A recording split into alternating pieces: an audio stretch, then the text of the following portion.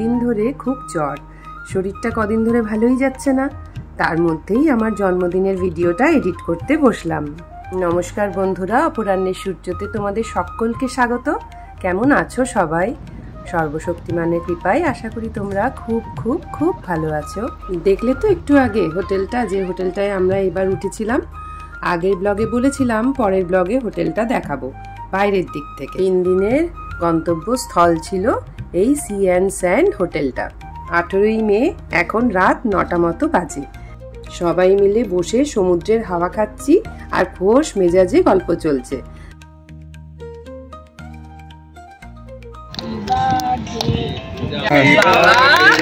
রাত 12টার কেক কাটা দিয়ে শুরু হলো জন্মদিনের উল্লাস। আর এখন 19শে মে সকাল 11টা। হোটেল থেকে ব্রেকফাস্ট করে একটু সমুদ্রের দিকে এগোচ্ছি।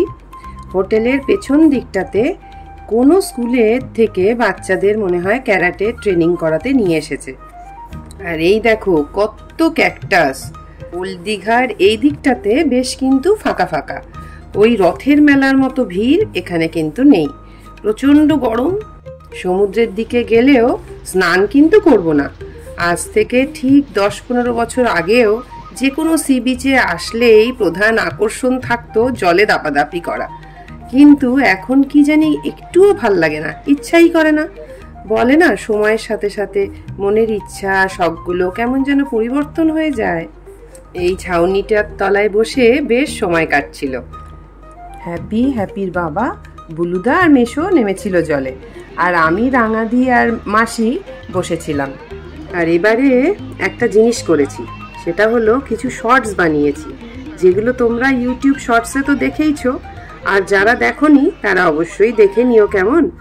হ্যাপি ভাবি দুজনেরই কিন্তু খুব মাথা খেয়েছি এগুলো করে দেওয়ার জন্য।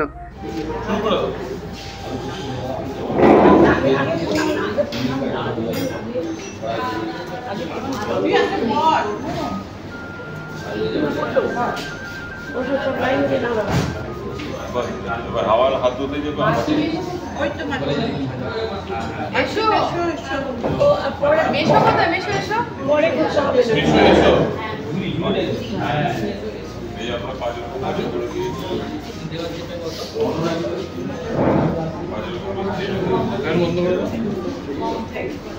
ফটো তুলছে। ও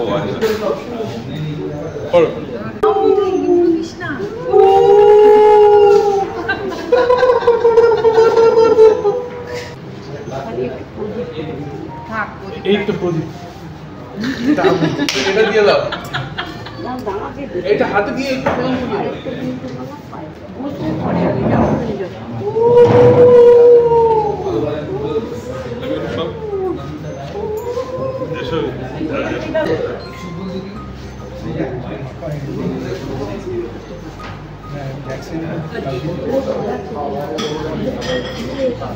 ওম নমো গন্ধ পুষ্পে শ্রী নমো।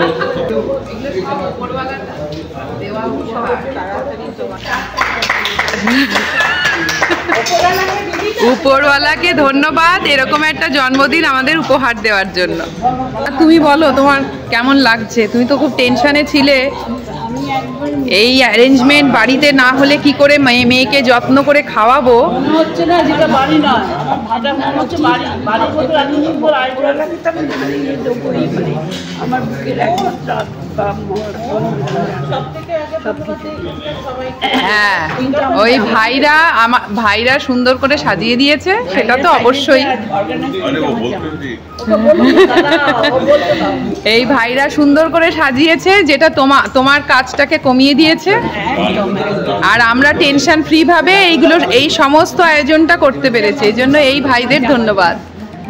জানো তো বন্ধুরা, এখন জন্মদিন আসলে না, আনন্দ হওয়ার সাথে সাথে কেমন যেন ভয়ও লাগে। মনে হয় জীবন থেকে একটা বছর পার হয়ে যাচ্ছে। 50 জীবনটাতে এসে এই অনুভূতিটা নতুন সংযোজিত হয়েছে মনে। দুপুরের খাওয়া দাওয়ার পর একটু বিশ্রাম করেই পুলে ডুব দিয়েছি সবাই। এই টাইমটায় পুলে কেউ ছিল না, তাই ফাঁকায় ফাঁকায় সবাই মিলে নেমে পড়লাম। এইদিকে রান্না মাসি তোমাকে প্রথম নামিয়েছি সুইমিং পুলে।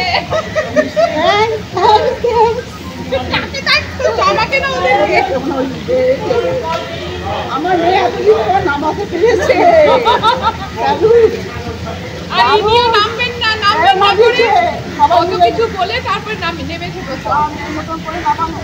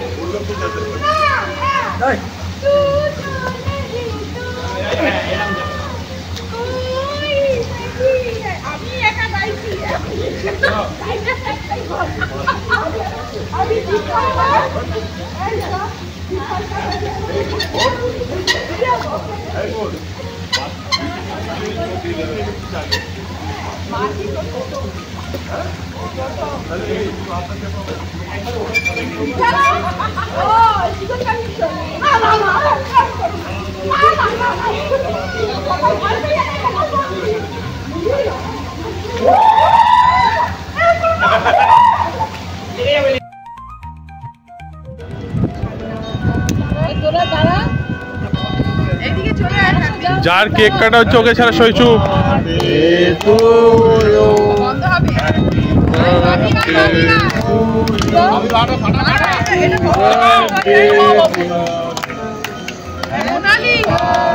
এটা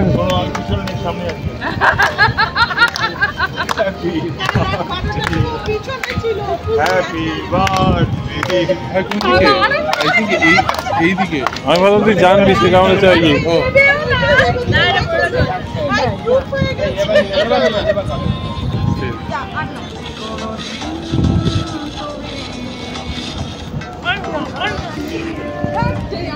জামাটাকে নষ্ট করলো।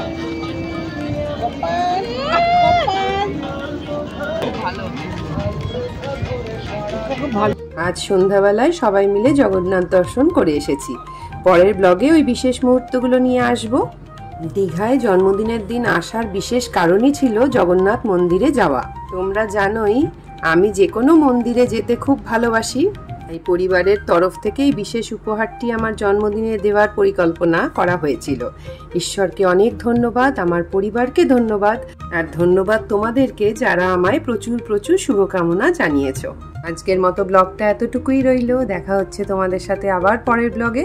ততক্ষণ তোমরা সবাই খুব খুব খুব ভালো থেকো।